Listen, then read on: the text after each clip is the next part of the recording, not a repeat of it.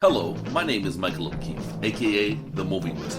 If you enjoy this interview and want to hear more top-notch film industry conversations, please press the thumbs up, subscribe to this channel, and hit the bell to stay in the know. Hello, Lee Gambin. Before we talk about Robert Forster, can you tell my audience a bit about yourself? So what do you want to know? I can just tell you in a nutshell. I am a writer. I'm a film historian, a film critic. I've been working in film writing for quite a while now. I've written a bunch of books. I do a bunch of audio commentaries for Blu-ray releases. I do a lot of essay work for Blu-ray releases. I do a lot of producing for featurettes. My specialties vary. I'm a big fan of, a whole range of films of all genres and eras. I've worked for magazines like Fangoria and a whole bunch of other mags, and I'm a co-editor at Diabolique. I've written a bunch of books, so my books include Massacre of Mother Nature, Exploring the Natural Horror Film, which is about ecological horror films. We Can Be Who We Are, movie musicals of the 1970s, which is all about 1970s film musicals. 3 monographs on The Howling, Christine, and Cujo.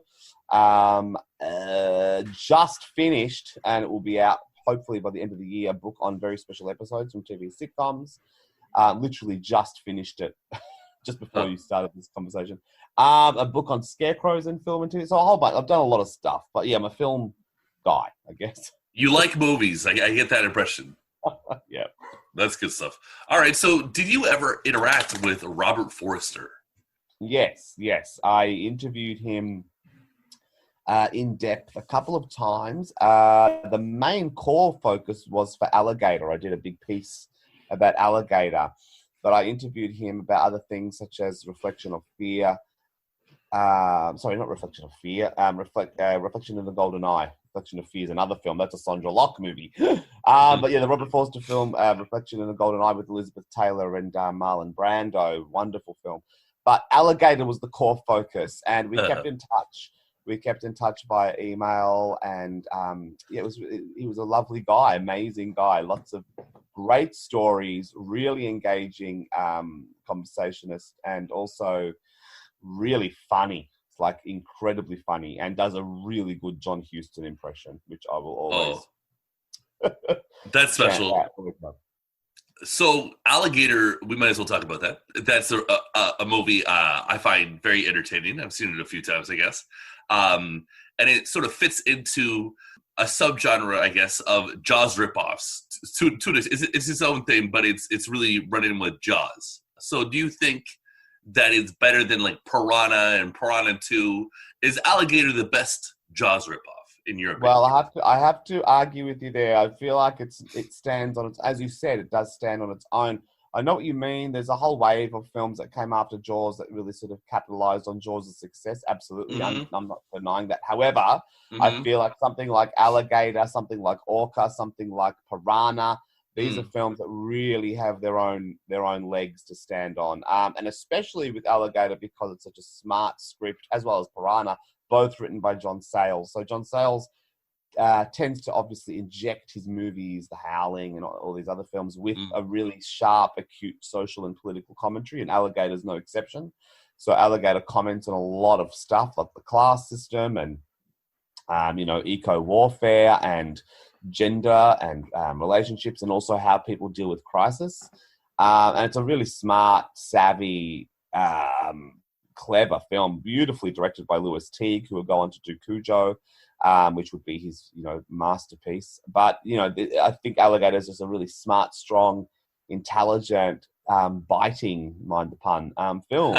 And the cast is terrific, as well as character actors like Henry Silva in there. But you've got, beautiful Robin Riker, who's brilliant, and Sidney Lassick, another great character actor as the pet store guy. But Robert Forster is just this dynamite, awesome lead as this kind of haunted cop. Generally, with a lot of ecological horror movies, you have a lot of male protagonist characters who are haunted by the past. What I like to call, my term for them, is leftover cowboy types. They're always loners. They're always sort of rogue dudes who are on their own. They're kind of either got a drinking problem, or they're haunted by something that happened in the past. It's traumatized them, or they don't really want to connect to other people, but they do find people that they connect to, and they generally connect to the women that come into the piece, who are a lot of times sort of sympathetic to the creature that's the actual threat. They're usually specialist in that sense. So I like to coin the sympathetic specialist as another archetype in eco-horror. And that's what Robin Riker's character does. And Robert Forster does this beautiful kind of, you know, tough guy, very sexy, very cool, very self-possessed, but also, you know, a bit damaged dude. And he does it so beautifully. I think he does that quite well in a couple of films. But Alligator, yeah, I think that's one of his, definitely one of my earliest experiences or watching him perform. But yeah, it's funny because I remember, I'm just going to digress a bit. I remember Robert Forster and Frederick Forrest being similar in my child's filmic eye. As a kid growing up, obviously I watched a whole lot of films. And two that pop up that came out around the same time were The Rose with Bette Midler, the Mark Rydell film, and Alligator, so 79 and 80. And for some reason, those two were, you know, on high rotation in my household. And I always, as a kid, sort of saw them as not the same guy, but very similar actors. Frederick Forrest, of course, plays the guy that, you know, is the Vietnam guy who's you know, abandoned the army and ends up with Bette Midler's character, and obviously Robert Forster in Alligator.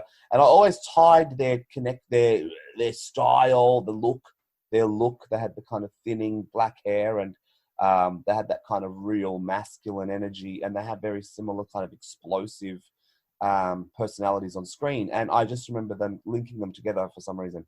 But that's a bit of a sidebar. But I think, yeah, Robert Forster really does embody that kind of classic tough guy, but also can play a tough guy who is a bit fragmented and shattered by, you know, damage. Like, he's a really, really interesting actor, who can play these really introspective characters, but also give them that real hyper, you know, swagger and sexy masculinity. He's like in between Dustin Hoffman and Charles Bronson. Sure. No, he's his own thing. But I'm just joking around. And in my defense, with the whole Jaws ripoff thing, I love Alligator, and there are a lot of great movies that are sort of, to me, it's like the producers were like, well, we need our Jaws, you know, right? Like, when I say Jaws ripoff, I don't mean like it's like a bunch of tawdry, you know, they're not all Bruno Mattei or even Roger Corman doing it. Like, anyways, I digress. So, do you think Rob was cast well for Vigilante? Let's talk about that one for a bit. I love that movie. It's stunning. That movie, because I mean, I'm a big fan of all those kind of, you know, urban landscape, you know, gritty New York. And that film is just one of those sort of underappreciated films. I'm really good friends with Ratanya Alda, who plays his wife in that movie. Oh, and cool. Her and I do a lot of work together, actually. It's funny, I'll just sidetrack. So I met her many years ago when I was doing a big screening of Amityville 2: The Possession, which is one of my favorites. And she's obviously the lead in that as Dolores Montali, the doomed Dolores. And she did a beautiful video intro for that screening that I presented. And then we just developed this really good friendship, and now we're working together. We've done a couple of audio commentaries together because, as well as being an actress, she's a really terrific film historian. She's got a lot of great insight into cinema and cinema history. Plus, she's got friggin' stories galore about Hollywood. And I'm going, like, you know, way back. Like, she, you know, when she started, you know, she doubled for Barbara Streisand, you know, in Hello, Dolly, like things like that. Wow. So, and for Mia Farrow in Rosemary's Baby. But she plays his wife in this film, and she had some great stories about it. But Robert Forster in this film is terrific. It's that kind of wonderful trope of the everyday guy who's forced into becoming, you know, this avenging vigilante, which the title shows. And then he brings together this band of dudes, and, you know, Fred Williamson's in there, who's freaking awesome. But yeah, just this wonderful film that kind of, you know, plays up on things like, you know, Death Wish, and all those movies about, you know, these guys. But the difference between Vigilante and something like Death Wish is really about, you know, a wealthy kind of, you know, he's an architect, you know, the Bronson character is rich. So it's a class film, very much so. And there's that sequence where the first sort of weapon he uses is the sock with the coins. So it's like smashing up these rapists and stuff with money. So it's kind of playing on the class divide. Whereas Vigilante, these are blue collar guys, and they're taking on these criminals, and it's brutal and it's got these really dark moments. But yeah, no, it's a fantastic film, and there's all those lovely sequences with him and Britannia. But yeah, Robert Forster in that film he's such a, I don't know, I hate to use the term real man, but it's true. It's that kind of, cool, blue Levi's, working class, isn't scared to use his fists, and he just does that role, just with such pizzazz. Like it's understated, and it's just with a great ease. There's a sense of ease. You buy him really easily in something like Vigilante. Like, you just get it. Yeah, it's a great movie. It's lots of fun. I've only seen it once, but William Lustig with his company Blue Underground, they're doing a 4K of it soon. So I hope everybody, after they listen to this, pre-orders Vigilante if that's possible. Great movie. But Robert Forster's last great role, in my opinion, was in Twin Peaks: The Return. So yeah, what are your thoughts on that performance as well as the show in general? Well, I'm a big fan of the original Twin Peaks, so I'll backtrack. So when I spoke to him at one point, I mentioned Twin Peaks. I said, "Oh, I hear you're in Twin Peaks," and he couldn't talk about it. He was contracted not to talk about it. Okay. And he said, "Yes, Lee, I'm in something called Twin Peaks." And I thought, oh, that's really cool. And then I was working on the Blu-ray release of Cat's Eye with Candy Clark in it, and he hooked me up with Candy, and she didn't end up doing the release, but she was also in Twin Peaks. She played his wife in that, and I was very excited to see them on screen together, and very excited to see Robert Forster in it. So when the show finally aired, to be brutally honest, I just wish it was a Robert Forster show. I just wish the Truman brother was in it more. I don't know. I'm friends with people like Dana Ashbrook, and been in contact with him for a long time, and I would email them going, "Where the hell are you? Where are you guys?" So it just drove me crazy, because I'm a massive fan of the first two seasons. I know the second season, the Wyndham Earl thing, gets bad rap, but I loved it. I loved the second season. I loved the pilot of the first film. The pilot film is just stunning. Like, what a perfect thing. And I loved Lynch's work with Mark Frost. I think Mark Frost brings a lot into it, and the soap opera element. This third season, if I'm going to be honest, I didn't get into it as much, and I just wish people like Robert Forster had more to do. And it might be sacrilegious to say, but I just didn't love it. Sorry. I was one of those people who wanted Twin Peaks, the 90s Twin Peaks, and that's probably to my detriment. I just did not get into it, sadly. Yeah, if you can't, like, if you want that, it's definitely, The Return is not the old show, for sure. And I also would say, even though I'm a big fan, that if that's your experience, like that's how you feel, then that's just it. Like there's no point. It's not like incorrect. Your feelings are not wrong. Right. Another film I love of Robert Forster's is Avalanche, which is a Corman-produced film, 1978, which has an amazing cast. Rock Hudson's in it, Mia Farrow, and Robert Forster's in that, and he's terrific in that. But I really want to backtrack and just talk about Reflection in the Golden Eye. Absolutely. Which is just magnificent. So 1967, he plays this, gorgeous soldier who basically is the desire of the repressed Marlon Brando, who's married to Liz Taylor. And Liz Taylor, takes an eye to Robert Forster as well. But she's having an affair with a associate of Brando. Brando's this repressed soldier, very similar to a character to Rod Steiger in The Sergeant, who has a crush on John Philip Law in that, and then a tragic ending there.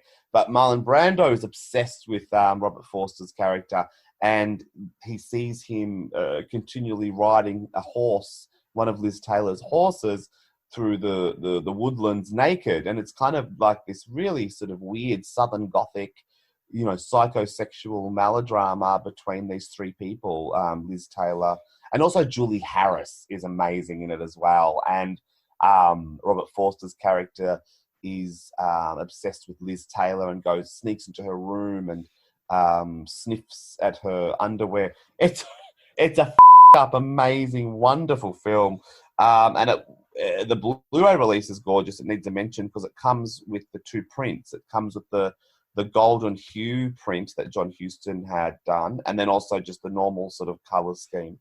And watch both because they're just amazing. But it's one of these kind of really creepy Southern Gothic films that just stays with you. And I remember seeing it as a kid and being really blown away by it. It's all about voyeurism and just repressed sexuality. And the leads, Julie Harris and Liz and Brando and Forster, are just superb.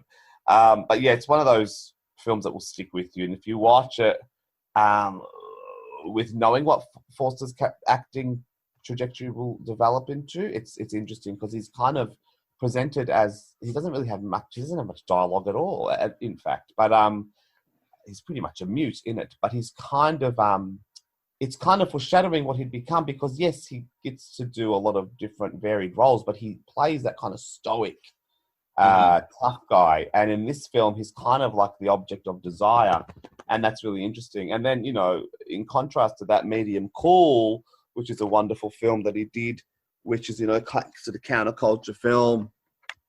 He's once again, doing a lot with his versatility. He's such a versatile actor. I think people misread that he isn't, and he very much was. He was incredibly versatile and did a lot of different stuff.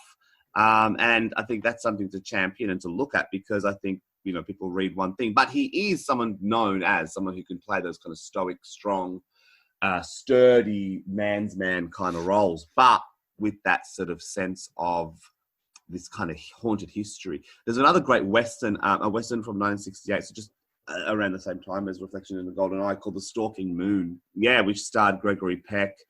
And that's, this great sort of it's like a weird West film. It's like a horror Western.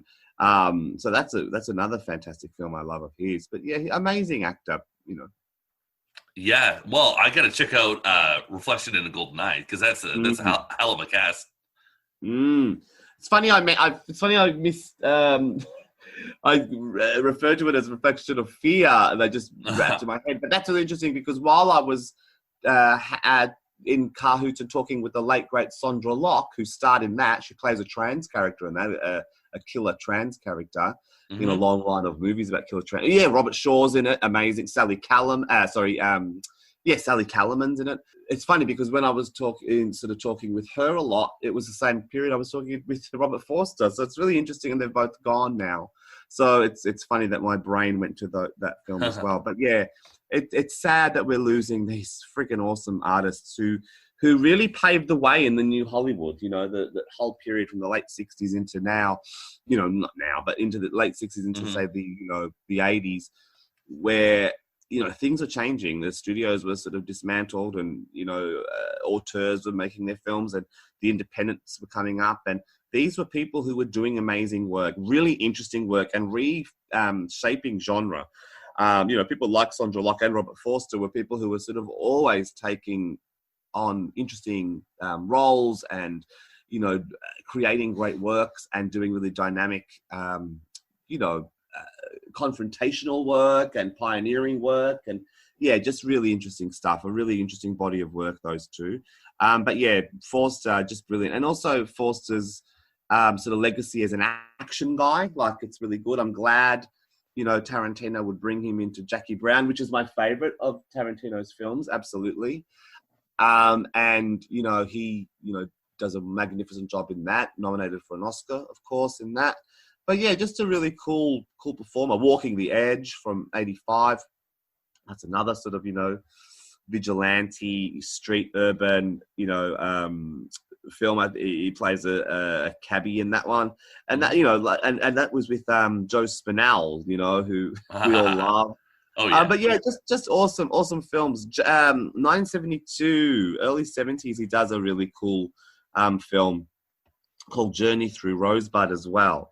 And that's another one which is playing on the sort of the trope of the haunted Vietnam vet. There was a whole wave of those movies, like the Tommy Lee Jones one, which I love. This Park Is Mine. The Park Is Mine. Those films where these kind of dejected guys, over by Vietnam, come back into come back to America, and they're all sort of damaged. And that one was set in a reservation, a Native American, indigenous reservation. So, really interesting body of work. I'm a big champion of the late, great Mr. Robert Forster. Happy share a birthday, by the way. Yeah, that's hilarious. You guys are, what's the birthday? The 13th of July. All right. And you guys would wish each other happy birthday occasionally? Yeah, well, we did. Well, right. Not anymore, unfortunately. Well, okay. So we've talked about a lot of movies, and you've made a lot of compelling points as why we really should remember Robert Forster as someone who is a very talented actor. But just to sum it up, ultimately, what is it about Robert Forster that makes him worth talking about in your mind? He's a terrific actor, and he's very versatile, and he's got a lot of depth. There's a lot of soul. He's definitely this awesome cowboy kind of actor, but also someone who can really tap into that sort of vulnerability. There's also like a bit of sadness in his sort of demeanor. Like there's a kind of haunted quality to him when you watch him in any kind of role he does. But I think there's something just really earthy, the swagger. He's got, massive sex appeal. I don't know. I believe Pauline Kael described Craig T. Nelson, when she reviewed Poltergeist, as blandly handsome. That's not the case here, but I feel like he's possibly inoffensively handsome, and also just this real sort of earthy, solid, strong, real man. I don't know. There's something just really kind of, I don't know, really engaging that's hard to define, but it's kind of like if you look at, say, like Joel McCrea in classic cinema sense. Joel McCrea served a purpose in his roles. He was never showy.